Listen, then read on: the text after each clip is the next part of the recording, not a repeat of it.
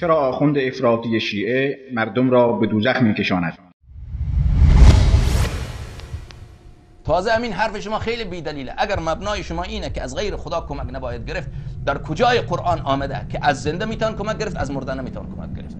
این حرف شما میگه حرف بی‌دلیله، حرف خیلی مزخرف، حرف خیلی مزخرف، حرف خیلی مزخرف. معلوم نیست این آخوند رافضی و غالی و افراطی چرا میخواهد با مغلطه و سفسطه مسلمانان را از قرآن و توحید دور کند و به شرک و خرافات ملبس گرداند و سرانجام به دوزخ سوق دهد.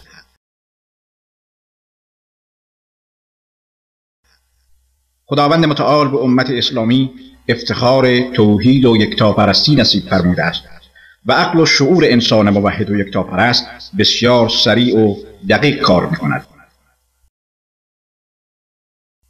این آخوند رافضی میگوید در کجای قرآن آمده که از زنده میتوان کمک گرفت و از مرده نمیتوان کمک گرفت؟ کی گفته که از زنده میتوان کمک گرفت؟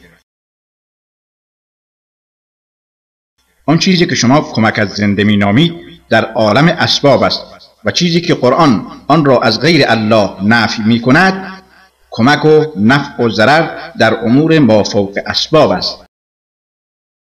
کاری که در اختیار غیر الله نیست از هیچ کس نمیتوان برای انجام آن کمک گرفت، نه زنده و نه مرده، چون کاری از دست کسی ساخته نیست. حتی پیامبران و فرشتگان نیز نمیتوانند کارهای مخصوص الله را انجام دهند.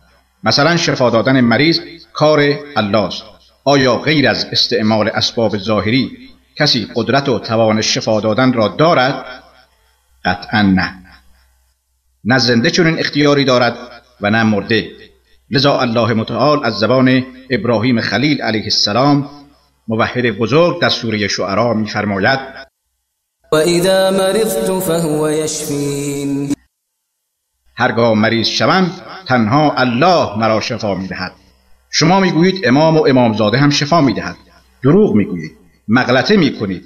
الله متعال از زبان پیامبر گرامیش صلی الله علیه و آله و سلم می‌فرماید، سوره اعراف آیه 188 و سوره یونس با اندکی تفاوت در آیه 49.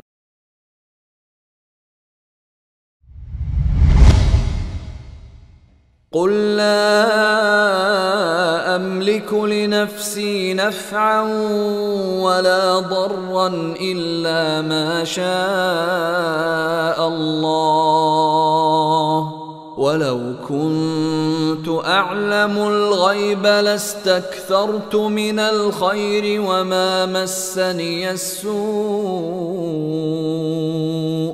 إن أنا إلا نذير وبشير لقوم يؤمنون.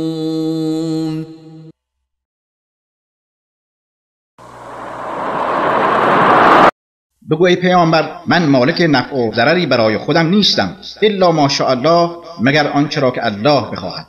و اگر من غیب میدانستم قطعا برای خودم خیر بیشتری جمع میکردم و هرگز به من ضرر و زیانی نمیرسید.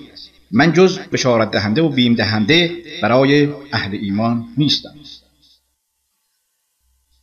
شما فکر میکنید با گمراه کردن و به شرک کشاندن مردم به اسلام و مسلمانان خدمت میکنید؟ از خدا نمیترسید؟ از عذاب دوزخ نمیترسید؟ از مردم شرم و حیا نمیکنید؟ گمان میکنید قیامت و حساب و کتاب و دوزخ و عذاب دردناک آن شوخی است؟ خیر، بدانید که به زودی گناه خود و گناه کسانی را که گمراه میکنید باید تحمل کنید و سخت به عذاب الله گرفتار شوید. امیدواریم که الله متعال همه ما را به راه راست هدایت بفرماید.